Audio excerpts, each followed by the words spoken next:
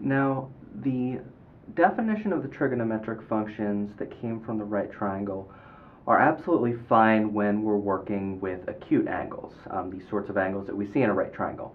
However, as we saw in an earlier video, we want to look at angles that are not necessarily between 0 and 90 degrees. We want to look at obtuse angles, we want to look at angles that are greater than 180 degrees, greater than 360 degrees, angles that are negative, we want to look at angles that are equal to 0. So we have a lot of different angles that we want to look at that we can't stick in a right triangle.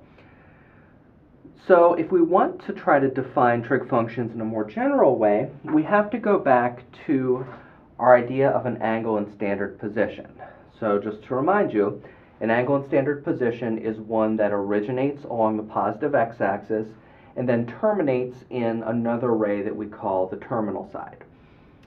So what we do, in this case the terminal side is in the second quadrant, though it could be in any of the 4 quadrants or along an axis, is if we look at any point that's not the origin along that terminal side, and it doesn't matter which one, I'll just pick a point and its coordinates will be x comma y, so x will be down here, it'll be a negative number, y will be up here, it will be a positive number, and if we let r be the distance between the origin and that point.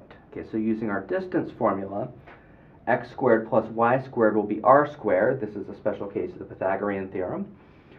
Or r is the square root of x squared plus y squared. Okay, so again, that's the positive distance from the origin to the point that we choose on the terminal side. Okay, so with these 3 numbers defined, x, y, and r, we can rewrite the 6 trigonometric functions of a general angle theta as ratios of x, y, and r. We do it as follows. So we define the sine of theta to be y divided by r. We define the cosine of theta to be x divided by r.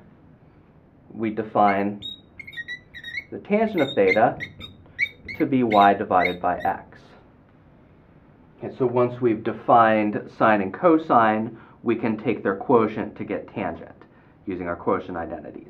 And then if we take reciprocals, we will get the cosecant be r over y, the secant shall be r over x, and the cotangent, which will be x over y. Okay, so note what we're doing here is really closely related to right triangle trigonometry. So we can think about it like as follows. So if we take our point on the terminal side and we use it to form a right triangle by either dropping a vertical down or moving a vertical up, depending on where we are, to the x-axis, we're going to end up with a right triangle in whatever quadrant our terminal side is in. Okay, so in this case, we can think about the quote-unquote length of this horizontal leg as being x. Okay, but now x is going to be negative, okay, because we're in the second quadrant, x is a negative value. We can think about the so-called length of the vertical leg as being equal to y. In this case, y is a length, it's actually going to be a positive number.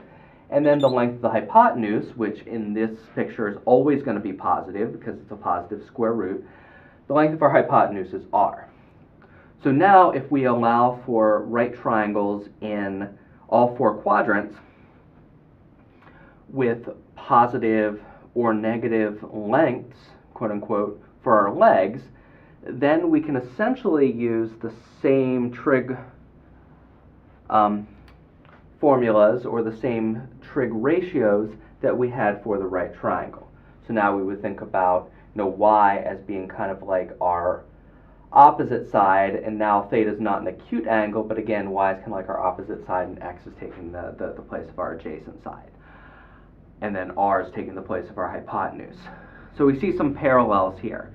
And for that reason, the trig formulas that we had, the identities, Pythagorean, quotient, reciprocal, cofunction, they are going to apply to these definitions as well. So this is the second way that we can define our 6 trig functions.